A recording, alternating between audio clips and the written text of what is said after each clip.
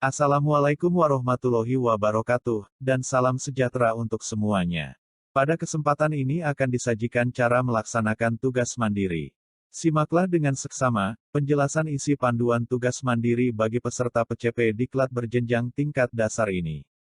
Pastikan, tidak ada satu bagian pun yang terlewatkan. Materi ini akan disampaikan oleh Bapak Ali Nugraha. Selamat mengikuti. Penjelasan pedoman tugas mandiri ini terbagi ke dalam 3 sesi. Pada sesi 1 ini, Bapak dan Ibu akan dijelaskan 7 hal penting terkait dengan 1.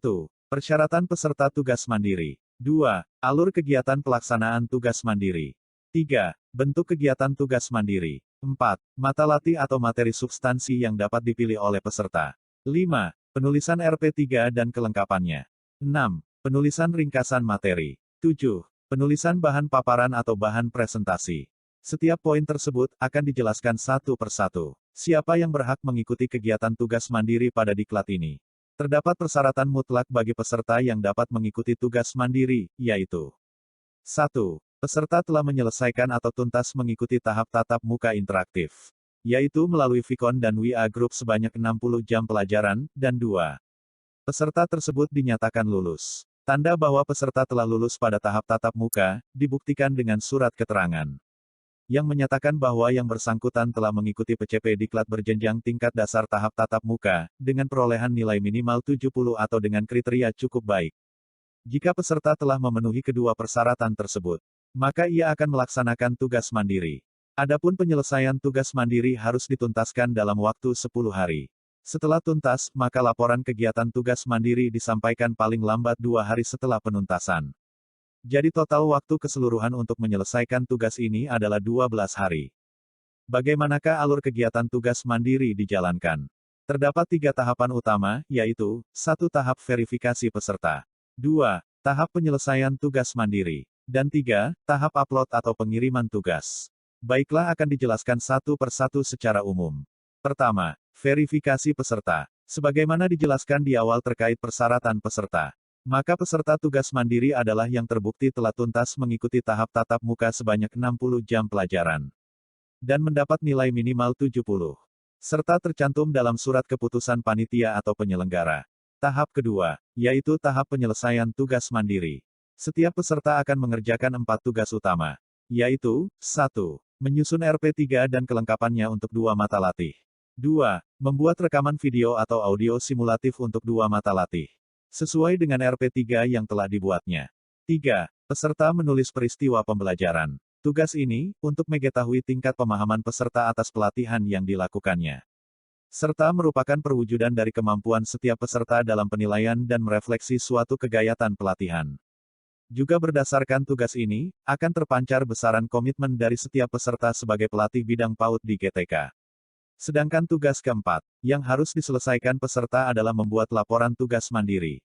Laporan tugas ini bersifat individual, dan harus disusun oleh setiap peserta sesuai sistematika yang telah ditetapkan. Laporan tugas mandiri adalah merupakan bukti otentik bahwa setiap peserta telah melaksanakan keseluruhan rangkaian tugas mandiri. Tahap terakhir dari alur kegiatan, yaitu tahap ketiga, yaitu mengupload atau mengirimkan laporan tugas mandiri yang sudah jadi kepada penyelenggara atau panitia dengan alamat email sebagaimana yang telah ditetapkan. Selanjutnya, tugas yang telah diterima oleh panitia akan diverifikasi dan dinilai oleh tim khusus. Selanjutnya, apakah bentuk tugas mandiri itu? Bagian ini sebetulnya penegasan saja, seperti sudah terpaparkan pada slide sebelumnya. Terkait dengan bentuk tugas mandiri bagi peserta PCP Diklat dasar ini, terdapat 4 tugas utama, yaitu 1. Menyusun RP3 dan ringkasan materi yang dilengkapi dengan bahan tayang untuk 2 mata latih, sesuai dengan minat atau kompetensi yang dimiliki oleh masing-masing peserta. 2. Membuat tayangan video atau rekaman audio secara simulatif terkait dengan kegiatan melatih sesuai dengan RP3 yang telah dibuatnya. Atau jika ada hambatan, membuat penggantinya. Bentuk pengganti tugas kedua ini akan dijelaskan pada slide selanjutnya. 3. Menulis peristiwa pembelajaran. Penulisan peristiwa pembelajaran bersifat prediktif. Namun demikian hendaklah rasional, objektif, dan reflektif sesuai dengan yang telah dilakukannya. 4. Menyusun atau membuat laporan tugas mandiri, dengan menggunakan sistematika sebagaimana yang telah ditetapkan. Demikianlah 4 bentuk tugas utama selama melaksanakan tugas mandiri. Semua bentuk tugas tersebut harus diselesaikan dengan tuntas oleh setiap peserta jika ingin lulus dari diklat PCP ini. Para peserta diklat sekalian, selanjutnya adalah mata latih apa yang dapat dipilih oleh peserta dalam pelaksanaan tugas mandiri ini. Mata latih yang dapat dipilih adalah kelompok mata latih substantif. Terdapat 9 mata latih substantif, yaitu 1. Konsep dasar PAUD. 2. Perkembangan anak. 3. Cara belajar anak usia dini. 4. Anak dengan kebutuhan khusus. 5. Kesehatan, gizi, pengasuhan dan stimulasi. 6. Perencanaan pembelajaran. 7. Penilaian perkembangan anak. 8. Komunikasi dalam pengasuhan. Dan 9. Adalah etika dan karakter pendidik PAUD. Dari ke-9 mata latih tersebut, pilihlah 2 mata latih saja, sesuai minat atau kompetensi Anda. Kedua mata latih tersebut harus dikuasai dengan baik. Tekunilah dan pelajarilah dengan seksama. 2 mata latih itulah nanti yang akan dibuat RP3-nya. Dibuat videonya dan dianalisa melalui peristiwa pembelajaran. Yakinkan bahwa Anda merupakan calon pelatih yang berkualitas untuk 2 mata latih yang telah Anda pilih tersebut. Jika Anda telah menetapkan 2 mata latih sesuai dengan minat atau kompetensi Anda, maka selanjutnya adalah menulis atau membuat RP3 dan kelengkapannya untuk kedua mata latih tersebut. Adapun kelengkapan utama dari RP3 yaitu ringkasan materi sesuai dengan setiap mata latih, serta membuat bahan paparan. Adapun tata cara membuatnya sesuai dengan pedoman pada waktu Anda mengikuti micro-teaching. Tetapi untuk mengingatkan kembali, pada paparan ini pun akan dijelaskan kembali, terutama pada bagian-bagian pokoknya. Baiklah, kita mulai dengan format RP3 yang digunakan. Formatnya, sekali lagi sama persis dengan format RP3 untuk micro-teaching. Yaitu, diawali dengan menuliskan nama mata latih, lalu tujuan, lalu jumlah jam pelajaran, lalu waktu, kemudian metode, media, serta peralatan yang digunakan atau dibutuhkan. Setelah itu menguraikan proses fasilitasi. Proses ini terdiri dari 3 tahapan, yaitu, menguraikan tahap pembukaan, tetapkan kira-kira berapa menit, kemudian menuliskan kegiatan yang dilakukan pada tahap inti.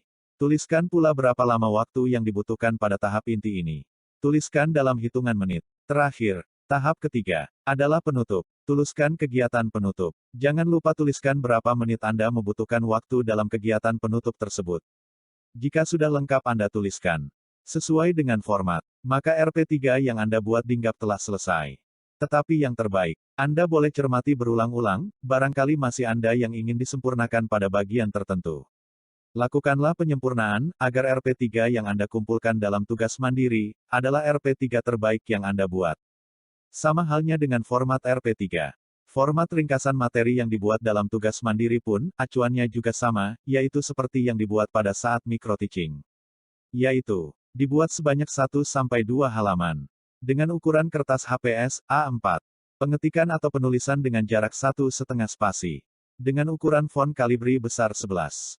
Adapun urutan format penyajiannya adalah: pertama tuliskan nama peserta atau nama Anda.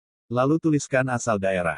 Kemudian tuliskan judul materi. Lalu paparkan ringkasan materinya dengan cermat.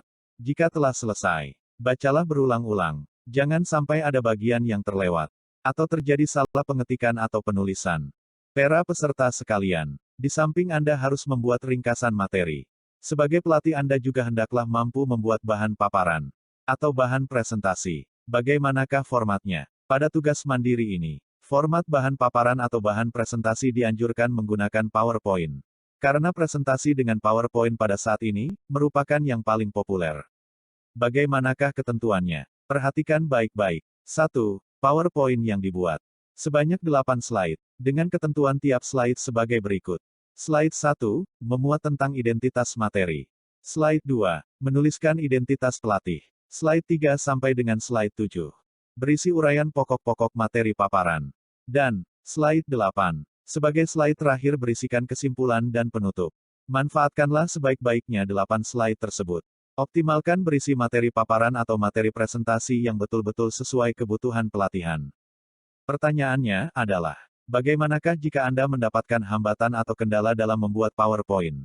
Tentu dengan berbagai alasan. Baik alasan kompetensi maupun alasan ketersediaan perangkat. Seperti tidak tersedia laptop atau komputer. Anda tetap harus membuat bahan paparan atau bahan presentasi. Karena bahan paparan bagi pelatih adalah suatu keharusan. Bagi Anda yang dihadapkan kendala atau hambatan tersebut, Pembuatan bahan paparannya dapat diganti dengan menggunakan kertas karton atau kertas plano. Bagaimanakah ketentuan dan formatnya? Jika menggunakan kertas karton atau plano. Pertama adalah, siapkanlah kertas karton atau plano secukupnya. Jangan lupa siapkan alat tulisnya. Minimum menggunakan spidol. Sebaiknya disediakan 2-3 spidol dengan warna yang berbeda.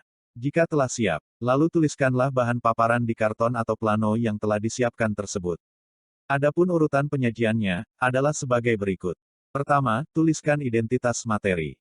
Lalu tuliskan identitas pelatih, kemudian tuliskan uraian materi yang akan dipaparkan atau dipresentasikan, lalu akhiri dengan kesimpulan dan kalimat penutup. Jika sudah lengkap, berarti materi paparan Anda siap digunakan. Jika sudah beres dibuat, fotolah materi paparan Anda. Gunakanlah resolusi terbaik saat memfotonya. Simpanlah dengan baik hasil foto-fotonya. Karena akan menjadi acuan dalam membuat video atau audio rekaman pembelajaran. Juga arsipnya akan menjadi bagian dari laporan tugas mandiri. Dan akan digunakan pula pada saat Anda membuat atau menuliskan peristiwa pembelajaran nantinya. Demikian materi sesi 1. Sekarang saatnya berdiskusi. Jika ada bagian yang belum dipahami, atau memerlukan penjelasan lebih lanjut, mari kita bahas bersama. Yang jelas, tidak boleh ada bagian yang tidak dipahami oleh Bapak dan Ibu. Karena tugas mandiri harus dilaksanakan sebaik-baiknya. Tetapi jika sudah jelas, kita dapat melanjutkan ke sesi berikutnya.